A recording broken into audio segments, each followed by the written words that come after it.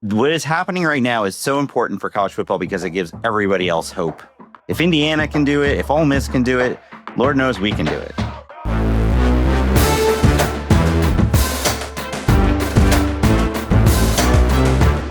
Welcome to the Audible presented by Trader Joe's. I'm Stuart Mandel, joined as always by Bruce Feldman and Ralph Russo.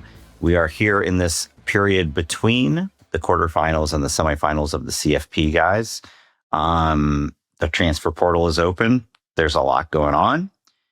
I want to start, though, with a story you did, Bruce, coming out of the weekends.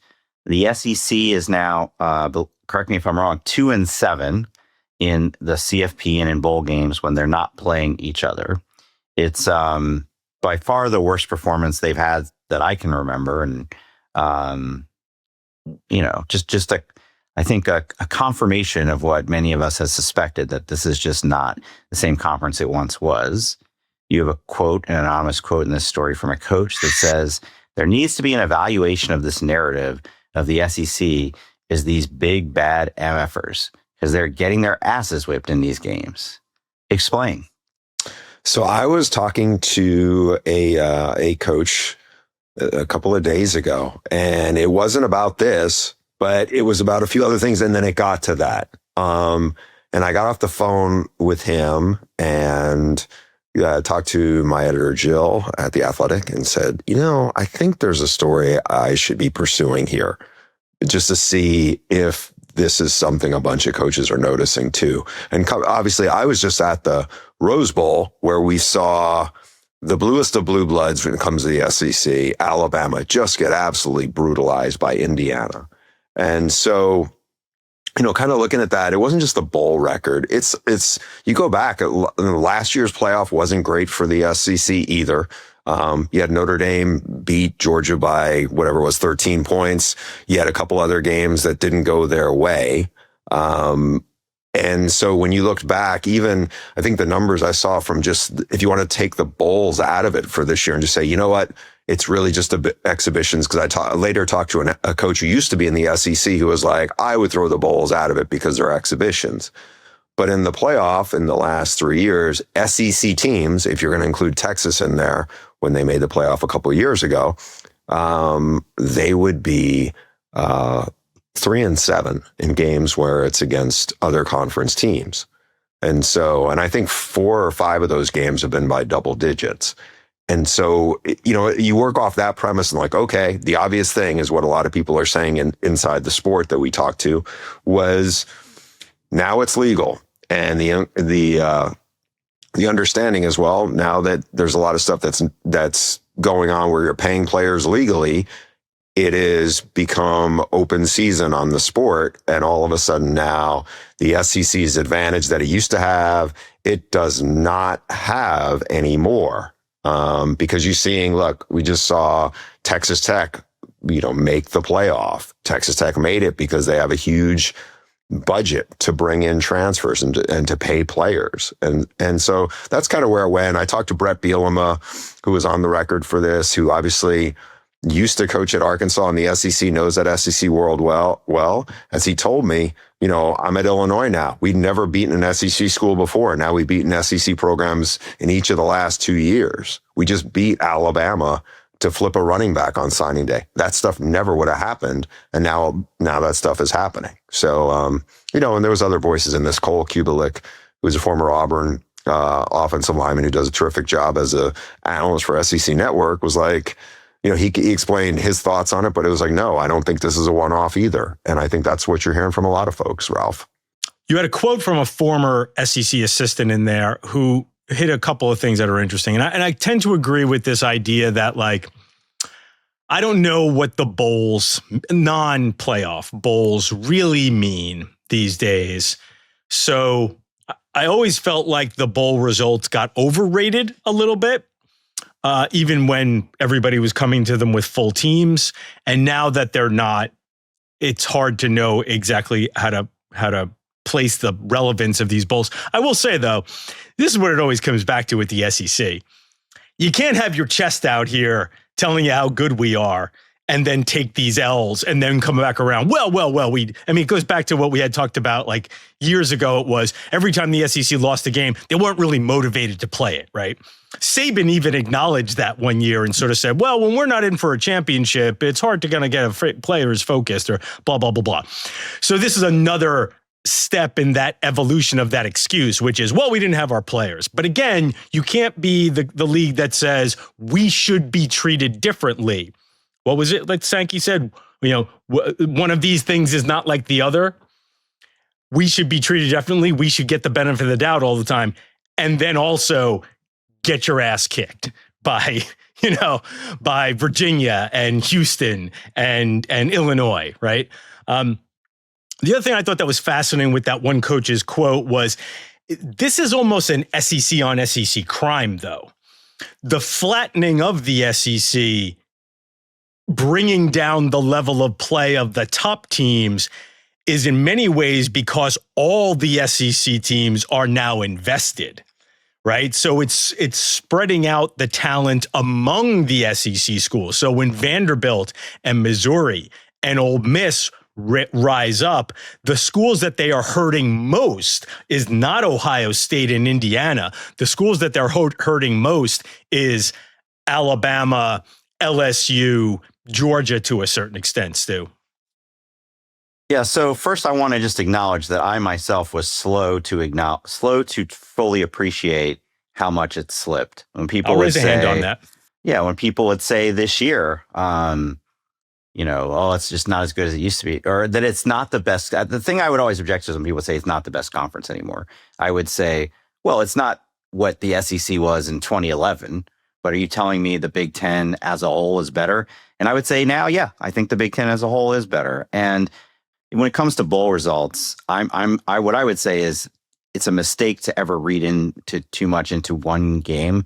Like Illinois itself, who Bruce just mentioned, I thought got way too big a bump from beating South Carolina in the Citrus Bowl last year. But when it's the whole lineup and it's that many games and it includes the playoff, most importantly, like let's acknowledge it includes the playoff. That's valid. In terms of the reasons, I get that people are going to naturally say, oh, it's because they aren't the only ones paying the players anymore. Well, first of all, I don't buy that. I don't buy that every single school outside the SEC was playing 100% by the rules. But also the amounts of money, even if you do say like they were paying kids under the table, it's not millions of dollars like it is now. What I would say is I think with Alabama and Georgia in particular, they were too slow to admit that they wanted to say, well, we don't have to play that game, right? We're Alabama and Georgia. The players want to come to us. We don't have to do what Texas Tech is doing and whatnot. And look, Georgia hasn't fallen apart. They're just not quite as dominant as they were before. Alabama, I think, is in trouble going forward. And you can blame that on Kalen DeBoer if you want. I think it's more that school is not particularly well. Like they mastered high school recruiting. Nick Saban mastered that art. But they do, and Greg Byrne has said this, they do not have the Cody Campbells of the world stepping up to throw in tens of millions of dollars, because I think they too thought, well, we're Alabama. Guys are always going to want to come here. So I think there's a bit of that they have to wrestle with as well. I'm working on another story about this idea that we've had this incredibly unpredictable season, whether that's good or bad for college football, and is it the new model in college football, right? If you look at this Final Four, it's crazy. We've never had anything like this in the playoff era. But it also touches on some of the same things that we have touched on here. Again, flattening of the curve, talent distribution, and things along those lines. And I also think what's happening is when the talent is better distributed, and I still think Georgia will generally have a better roster from top to bottom than most teams. And this goes for Ohio State too, right? Ohio State just lost too. And I think talent is still pretty high at Alabama, but we're moving away from the super team era when the top 4 or 5 teams, maybe even just 3 or 4 teams, were so much better than everybody else. Nothing mattered but talent. So when we talk about the cool thing, the vibey things like fit and culture and identity and all these cool things that we sort of like are a little bit intangible that separate teams. I think that stuff matters more now because you're not just facing an Alabama or a Georgia team, as Cole Kublik mentioned, whose twos are better than your ones, right? When you can just overwhelm another team with talent, and as that flattens out, the difference between Miami and Ohio State, and as we talk about with the SEC teams, that was always their difference. They lived where all the talent was in the South. Most of the talent is in the South. Now, if you can't hoard all that talent, it lowers the level of talent on your roster. And now all of a sudden, in a year where rosters change so much and there's turnover from year to year, the things like culture and coaching and vibes and all those things actually do separate teams and make differences in games where it used to be Georgia can show up at I can't remember what playoff game they play against the semifinal against Michigan in 2021 and just beat the hell out of Michigan. Just beat the hell out of it was a 2-3 game and they beat the hell out of Michigan because they were so much better than Michigan. And it's just not that way anymore. And it's just that. Take that as an example. That is a microcosm of what's happened across the entire SEC. They're just not as talented as they used to be against these other conferences. Though I would push back on you, Stu. I'm not sure top to bottom the SEC is still not the best conference and better than the Big Ten. They still have this going for them. I think they have the fewer sort of punching bags at the bottom. Yeah, that's true. That's true. One thing to add on this, Ralph, and it kind of goes a little bit with what you're saying, but it's also a point that Cole Kublik brought up to me when we were just kind of discussing this idea of how the landscape has changed. And he said the hardest position to coach because it's such a position that's a development piece and it's really five guys acting as one is the offensive line. You got guys coming and going and everything else. And he said that's another big reason why he thinks Miami's thriving. Mario Cristobal is an old O-line guy who can identify it and believes in it. He's got a terrific O-line coach in Alex Mirabal. And you see it. I mean, they dominated A&M in the trenches. They whipped Ohio State in the trenches. And he recruited well, but he's added guys, in the trenches. And because of that, he thinks Miami is at a big advantage because it's really hard to get the O-line part right. And another SEC coach who I had talked to brought up is that before, and this kind of goes to a little bit, but it's a deeper dive into this, before SEC teams, at least the top SEC teams, you did not have a big weak spot on one part of the offensive line or one part of the defensive line. Now there is almost every top team has some glaring weakness that can be exploited. You saw it, by the way, the other night with Ohio State. I mean, they had to yank a guy because he was getting abused in the first quarter against Miami. And I think that's something that's probably more common than it used to be because the depth isn't what it was, Stu. By the way, I'm very excited for this Final Four for the reasons you said. Like, this does not feel like a Final Four from 5-10 years ago where there was a bit of like, we know how this is going to end. And we're going to give our picks here in a little bit. First, we're going to go to break. And we come back, we are going to talk about some big news with some quarterbacks who are either returning to their school or have found a new home.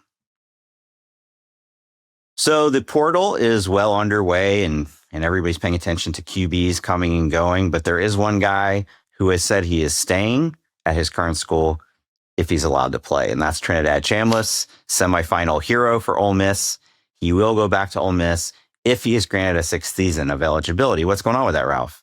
Yeah, so nothing says current college football with star quarterback has signed a deal, or agreed to a deal to return to the school pending whether he actually has eligibility left, because who knows? And listen, if he gets denied, I wouldn't be surprised if we ended up seeing a lawsuit too. But he hasn't gotten to that. Trinidad Chambliss, as of right now, has agreed to return to Ole Miss to be their quarterback next year. The question is, does he have eligibility? Trinidad Chambliss was at a D2 school for 4 years.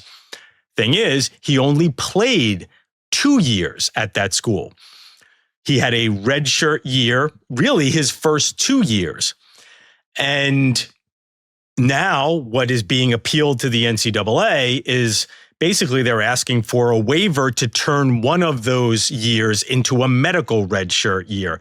I got to be a bit honest, I don't know all the details here. His lawyer, Tom Mars, whose name is something that would probably be familiar to people in college sports over the last few years, because he's popped up around some of these cases, put out something on Twitter that sort of said, like, really by the rules, he should be granted this medical red shirt for one of his 2 years at Ferris State. If he gets the waiver, and really by the time you hear this, that might be decided. We are literally waiting. I think the hope is that gets resolved this week. There's been it's been a couple of months now almost that Ole Miss has been waiting on this decision, and apparently the NCAA has asked for some documentation to be filled in. So we're not sure which way this is going to go. It hasn't reached the lawsuit stage yet, but the kid who just cut a commercial for AT&T, basically playing off of his transfer status, and the rumors are swirling, has basically said, like, I'm going to stay at Ole Miss if I can be eligible to stay at Ole Miss next year. Yeah, that's obviously a big piece of this, because there's so much drama back and forth between Lane Kiffin and LSU, and people thought he was going to go. Now, one thing, a couple of big dominoes have fallen in this quarterback market. The biggest name is actually a quarterback who left Indiana before Cignetti got there, and that's Brandon Sorsby. He is going to Texas Tech. What's interesting is, from what I heard this week, was that basically he's more than tripled what he was getting at with the Bearcats. So obviously that's a big move. Ralph, you and I talked a bunch earlier in the show last week about whether that was the shortcoming. Should Cody Campbell and Texas Tech have upgraded or tried to upgrade from Baron Morton? They got shut out in the playoff, and now there's this move. Do you think it's a game changer for them? Yeah, I think he's an upgrade. He's a really good athlete. The funny thing about Brandon Sorsby is, a year ago, right around this time, maybe a little earlier, I did a story about portal bargains, quarterback portal bargains. And one of the schools I reached out to was Cincinnati, because Sorsby was a bargain. They found him. He wasn't even a starter for IU. He was leaving when Cignetti got there. And one of the other bargains was Rourke, Curtis Rourke. Curtis Rourke? Yeah. Who ended up starting for Indiana. And the fact that they got Sorsby to come back to Cincinnati was a big deal. Again, like, he was viewed as a little bit of a bargain, and a guy Cincinnati did a good job of, like, scouting and finding this diamond in the rough. And now he's a $5 million quarterback. And like, he definitely seems like an upgrade. The simple fact that he can move around is a big upgrade, because we saw, like, Baron Morton not only was limited as a passer, but he was also a statue, and that really hurt them against Oregon. So I don't know, Stu. The quarterback market is apparently going to be pretty crazy, and I don't know if Sorsby will set the top, but a lot of people think he will. I guess Sam Levitt's still out there. Again, for listeners, this stuff more dominoes may fall before you hear this. But as of right now, Sorsby seems to be setting the market at about $5 million, we've reported. Yeah, I think from what I'm told, Josh Hoover got around that same amount from Indiana. Our colleague Sam Kahn, Mr. Portal, did report that. Others reported that $5 million number for Sorsby. He reported it's not quite that, but I think we can assume it's close. And that is kind of settling in at the 4 to 5 range, right? So last year at this time, it was a big deal that Darian Mensah and Carson Beck were both reported at 4 mil. I think it was less than that, 3 something. So in other words, the market has gone up again, right, for these guys. And the interesting thing is I don't know that any of them are sure things. Sam Leavitt led Arizona State to a Pac-12 title, but without Cam Scatterby back there, he wasn't quite as great. Big 12 title. Yeah, he's, what did I say? Pac-12. Pac-12. That's okay. We still all miss it. It's understandable. It's understandable. We all miss it. He and he might end up at Kentucky apparently. Or LSU. He might end up LSU still. Yeah. You brought up Josh Hoover. I think what stood out to me on Sunday is that Chris Ignetti's already off to a hot start again in the portal. So Hoover, multi-year starter for TCU, gets the job or expected to get the job that the current Heisman winner had. They also get Andrew Marsh, the receiver for Michigan State. That is the Athletics' number 2 receiver. BC running back Turbo Richard, one of the few standouts on a, are they 1-11 Boston College this pretty year? Bad. I think they might have won 2. I think they might have got 2-10 maybe. And then atrocious team. And then a few proven defensive players. So this tells you that Indiana is now a destination for some of these top guys. And they should be for quarterbacks. Yeah. They should be Especially for everything. The quarterbacks. I mean, you got, Daly went from Kent State. I mean, he was a high level athlete. He was a, standout track guy, but it wasn't like people were buzzing about him too much in the MAC. And he goes to Indiana, and before he gets hurt after the Big Ten title game, he leads all Power 4 players with, I think, 19 TFLs. It was crazy how good he was in that system. And I think you just look all over the place. It was a good move for Roman Hemby to transfer from Maryland there. And you can just go down the list of guys who have flourished in Bloomington in Cignetti's system. Can I just throw one thing out there, Stu? Yeah. I want you to be, and we hadn't really touched on this, and so I don't want to drag us down a rabbit hole, but I do find myself wondering, one of the things that would benefit the players, I know having free agency every year seems like a great thing, but how much would Sorsby be worth if there was no Kenny Minchey? In other words, if the market was smaller, right? And they couldn't all be free agents every year. And now Indiana and Texas Tech and LSU were all bidding just for Sorsby, right? This is the one thing that people forget about again, everybody's a free agent every year. That's so awesome for the players. It's awesome for the players, by the way, Ralph. The coaches hate it. But it's not. But what I'm saying is it's not totally awesome for the players. It would be better to sort of sprinkle this out a little more evenly over if you had smaller, you had more demand, right? The supply and demand thing. The supply is is more than the demand. So everybody will kind of get their quarterback at some point. And I think the prices would go up even higher if you had 7 teams bidding for Sorsby, Stu. Yeah, maybe quarterback might be the most extreme of that. But everybody doesn't get their guy. Everybody doesn't get their guy. If you get a guy who you don't think is all that good, but that's the best you can do. I mean, I think it's like, I talked to a school that's a Power 4 conference quarterback coach earlier today, and their school is not they're in that second tier. Basically, from what it sounds like is there's the big money, 4 million plus, and then there's the next tier. And this school, I don't know if it can get even into the next tier where quarterbacks are getting 3 million because they're under that.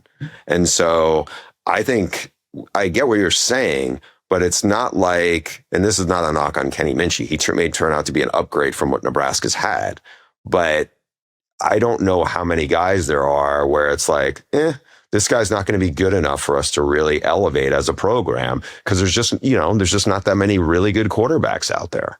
Just for the record, and I don't mean to open up a whole other discussion, I don't think it's great for the players that they can transfer every single year.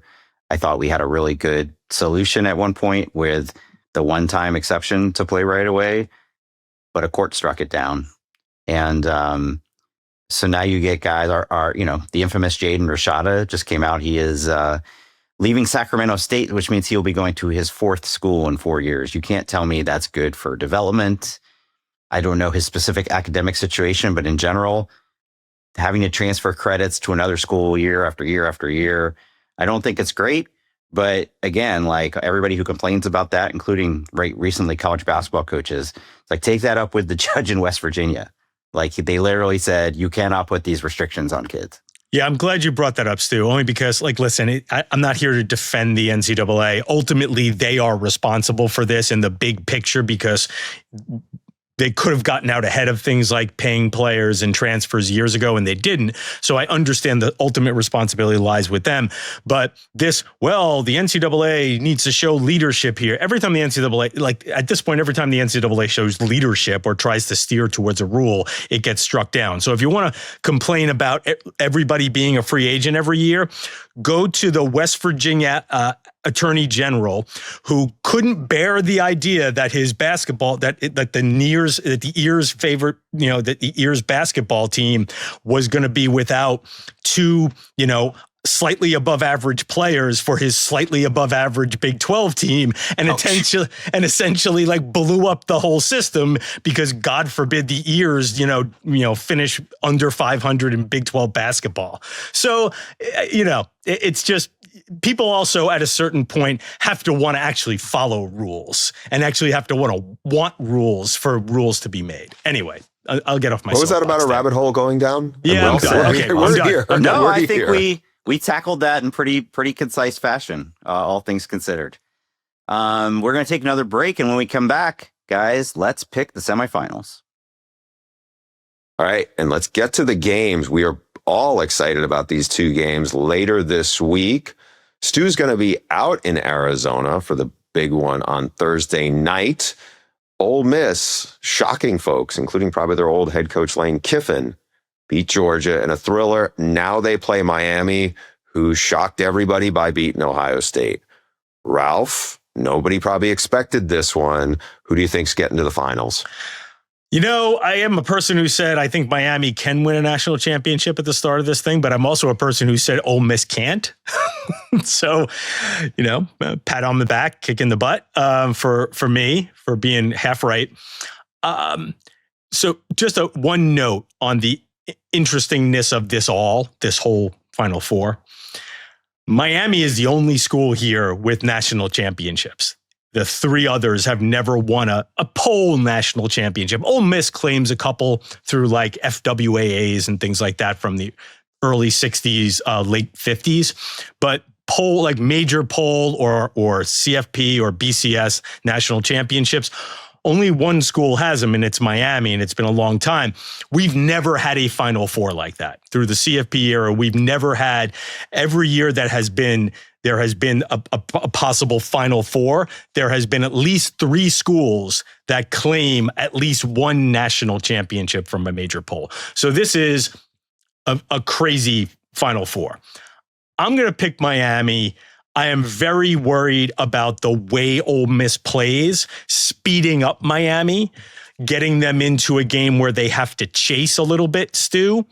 But I like what Miami does up front. And it's as simple as that. I think Miami can maybe bully Ole Miss in a way that I thought Georgia might be able to, but it turns out maybe Miami is the team that can bully Ole Miss a little bit.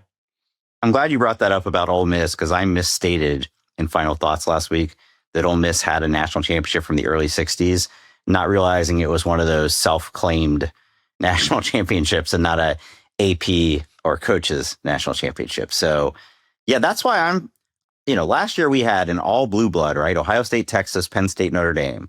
And that was exciting from like a glamorous standpoint.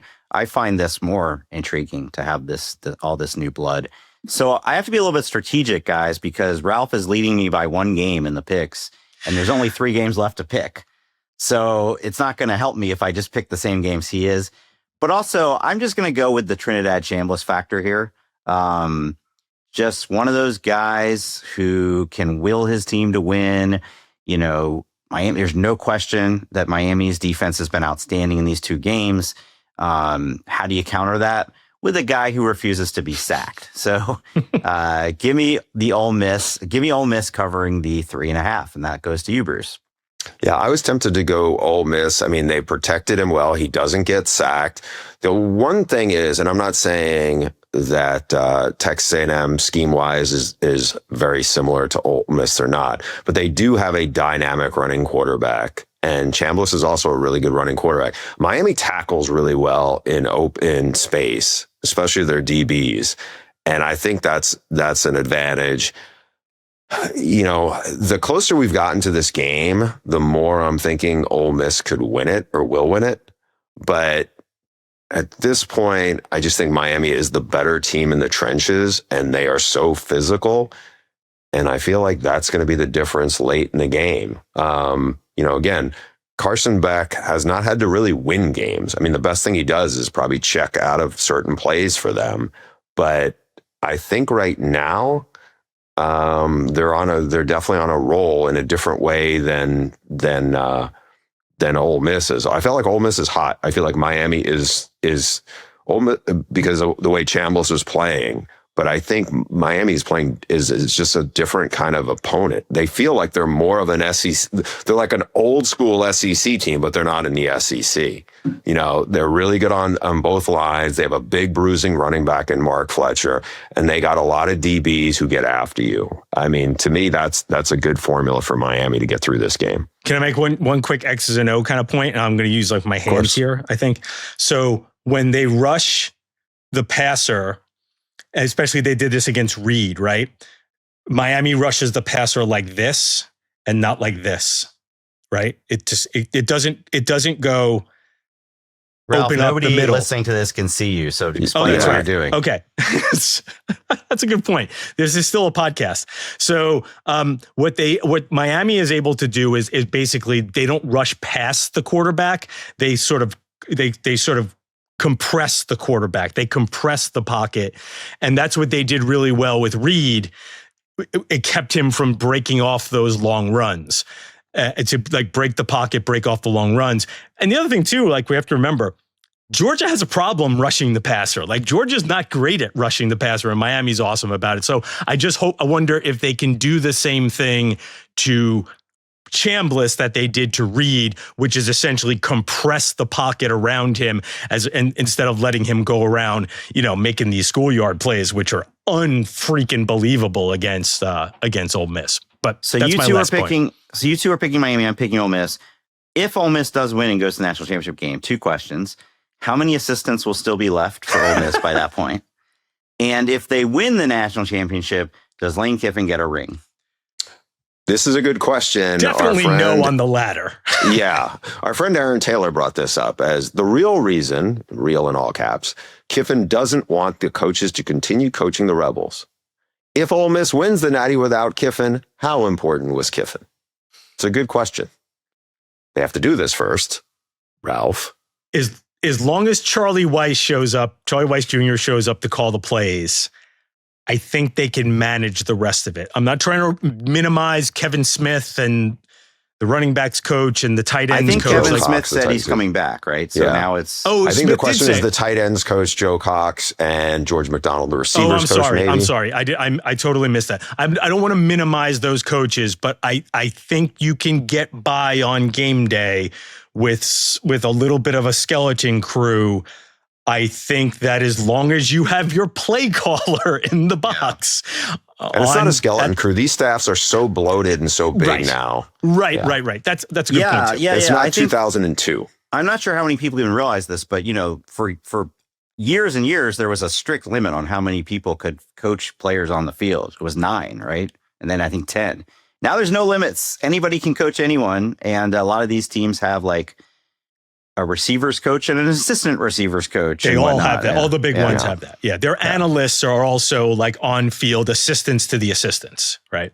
Right. So you're right. They're better equipped to handle that. In terms of Lane, of course he's not going to get a ring, but I know what he'll do. He will put an AI image up on Twitter of him wearing a national championship ring. Okay, enough about him. Let's get to the game. Stu, why don't you go first? Who do you think is going to win this game between Indiana and Oregon? Can't pick against Indiana, pretty much against anybody at this point. But in Oregon, I mean, we saw them beat Oregon at Autzen. Now that was 2 months ago, so it's not like, okay, that same game is going to take place. But if you watched the Texas Tech game, as Ralph certainly did, I think Oregon's offensive line is just not what it needs to be to win a national championship or to beat Indiana in this game. It's just like, and maybe the bar was so high. Wasn't there a year when Bo Nix was the quarterback and he only got sacked 2 or 3 times all season? 4 or 5, yeah. Yeah, like that's not this offensive line, and we know Indiana can come after you. So Hoosiers are -4, and I will take that, and I will go to you, Ralph. Oh, boy. Yeah, it's interesting because they were making a lot of noise up in Eugene about how they should have won the Joe Moore Award. And, their offensive line is pretty good. They have NFL guys there. In talking to our NFL guy at The Athletic, Dane Brugler, he pointed out that, the tackles world and Harkey are NFL guys because they're NFL size and they will probably get drafted somewhere, but they are works in progress. They both came from G5 schools. They got NFL bodies, but they're a little bit works in progress. So, me, I'm just the number one Indiana hater, right? Because I dared to have them ranked 3rd at one point as opposed to 2nd. And I've picked against them constantly, picked against them in the Big Ten championship game, picked Alabama to upset them. Boy, I look like an idiot there. So I now want to be all in on Indiana because I'm just they're so damn good. No. Stick with it. Stick with the picking against them thing, and I'll have a clear lane to the title. I'm going to stick with the bit. I am committed to the bit. Nice. And plus I also picked Oregon to get to the final at the beginning of the playoff. So here I am picking against Indiana again. But you're welcome, Hoosiers fans. You want this from me. You want me to keep picking against your team. I picked Oregon to get to the championship game. I'm going to keep picking Oregon to get to the championship game to set up a Mario Crystal Ball Oregon game, which would be pretty interesting. That would be pretty cool. That would be pretty cool. So yeah, I'm all in on being the Indiana hater, Bruce. Okay, I picked not proud, Oregon. Not proud. You shouldn't be. I picked Oregon last year in the playoff to win it all. They obviously had a relatively early exit. It's the first game out. Ohio State whipped them. I picked against them to make the playoff. They're here. I can't pick against Indiana. I was wowed by how they played. I think it's been just a mind-blowing story of what Cignetti has done in Bloomington, Indiana, and they're close and they're picking up speed. I don't think this is a knock on Oregon. I think they're really good. They're really good on defense, but it's going to take a lot for somebody to beat Indiana the way the Hoosiers are playing on both sides of the ball. And I just don't see it happening at this point. We have a chance to have 2 really good games, Stu. Like we had 2 really good semifinals last year. Obviously the Notre Dame Penn State game came down to a last, late kick, and the Ohio State Texas game was down to the wire, and then Jack Sawyer had that long scoop and score to put it away. So, like those games were good. I just feel like. Do you think we'll get 2 good ones this year? I don't know, but I just feel like this is really cool. You know what this is like? This feels more like a basketball Final Four where it doesn't go to form, and you end up with like, oh, I never thought such and such would make the Final Four, which I just think is really cool for college football. Now, without, you can just go ahead and write the headline now. 2-3 days after the semifinals, we will get up the ESPN's ratings for the semis were down 15% from last year when it was all blue bloods. Who gives a I crap? don't care. Some things are just what is happening right now is so important for college football because it gives everybody else hope. If Indiana can do it, if Ole Miss can do it, Lord knows we can do it. Stu, this is probably like 5 or 6 years ago, but definitely predates Ralph with us at The Athletic. I remember having these conversations where it felt like it was one of 3 schools was going to be, you could book in the title game: Clemson, Georgia, Alabama. Maybe Ohio State in there or whatever, but for the most part, it was the default to those 3. Was Stu just pretty much put, the toe tag on Alabama's program. Dabo just brought back Chad Morris, and Georgia, I'm not writing them off, but still, I mean, it's just, I mean, I guess I would say it's probably refreshing for a lot of people, unless you're a diehard fan of one of those three schools, to have a different team in there, right? You know, like for a long time, Oregon was the cool upstart that unless you were from a place that had Oregon as your rival, like they were the one who cracked the ceiling and became more than a fluky team, and they became the program that was like here to stay. They were the new money team. They were the new money team. Oh yeah. And you can say, oh yeah, that's Phil Knight's money or whatever, but now they're established. And now actually, you know, it's Ole Miss has a really very cool narrative right now because of the players and Lane Kiffin and the pushback from both sides of it, right? It's just very different. And obviously nobody thought Miami was fortunate that they, you know, got into the playoff because of the way the CFP rankings were set up, you know, and you know, one other point, just to go back a little bit to the initial thing about the SEC story. One of the coaches I talked to brought up something, which is like, I think teams are being they form and you don't get a real sense of them until November now, because it's so much later in the process and everything else. And I bring that up just because I was thinking about like the early rankings are even more an indictment now, if you think of it that way, because what you look like on November 1st could be very different than what you actually are 4 weeks later. And I think that's a good point to keep in mind as we go forward. I want to throw something. We mentioned this on the last show, Bruce, but I do want to get Stu's opinion on this, and I want to make sure I bring it back up. We are treating this very much like, hey, anybody can win this Final Four. It's so cool. Is that in itself a slight at Indiana? If the number one team had a different helmet on and had the resume that Indiana has and had just done what it did to a traditional blue blood in the quarterfinals, would we be like, well, yeah, these other schools, they look pretty good, but boy, like there's one clear favorite here. So I ask you, Stu, are we slighting Indiana? I'm Mr. Slighting Indiana, but are we slighting Indiana by not being like, listen, there's one real favorite here and it's the team at the top? You've become our equivalent. So remember Mark May, like Ohio State could be the Green Bay Packers and Mark May would still pick against them because that was his identity as the Ohio State hater. And that's what Ralph has become for Indiana. I'm trying to shift it a little bit with this question, though. When you're not doing a good job. You're not doing a good job because you're being like, are we doing this? We're not. You are. I am. You're absolutely right. I mean, I think when you said a few minutes ago, you asked me, like, you think we're going to have two great games? I hesitated because I think possibly, but also Indiana could kick the crap out of, like, I feel like they're in a similar position to what Ohio State, you know, going to the semis last year. By then we were like, yeah, Ohio State's going to win it. Like they're the best team. I don't know why these other teams are trying. And I think the only reason you're not hearing that about Indiana is because they're Indiana, right? As Kirk Cignetti said at the post game, like, why would the stage be too big? Because our shirt says Indiana, right? So it's going to be, it'll be, and I've said it, and now it's like 2 steps from being reality. If Indiana wins the national championship in football, it will be the greatest story in the history of college football. It will. It's absolutely insane. So you guys remember when we had 4 straight years of Alabama Clemson in the either in the championship or the semis.